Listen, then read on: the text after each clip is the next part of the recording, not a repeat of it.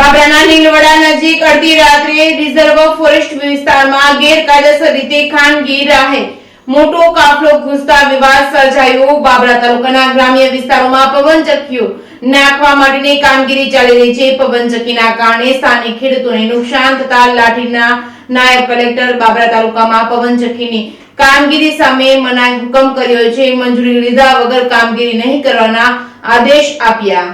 બાબરા તાલુકાના ગ્રામ્ય વિસ્તારમાં પવનચક્કીઓ નાખવા માટેની કામગીરી ચાલી રહી છે। પવનચક્કીના કારણે સ્થાનિક ખેડૂતોને નુકસાન થતા લાઠી નાયબ કલેક્ટર બાબરા તાલુકામાં પવનચક્કીની કામગીરી સામે મનાઈ હુકમ કર્યો છે। મંજૂરી લીધા વગર કામગીરી નહીં કરવાના આદેશો આપ્યા છે। બાબરાના નીલવડા નજીક અડધી રાત્રે રિઝર્વ ફોરેસ્ટ વિસ્તારમાં ગેરકાયદેસર રીતે ખાનગી રાહે મોટો કાફલો ઘૂસતા વિવાદ સર્જાયો।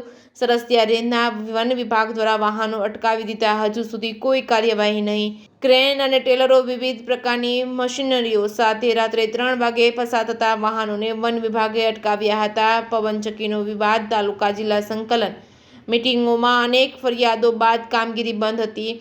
પવનચક્કીમાં કામ કરતી ખાનગી કંપનીઓ સ્થાનિક પ્રશાસનને પણ ગાંઠતી નથી।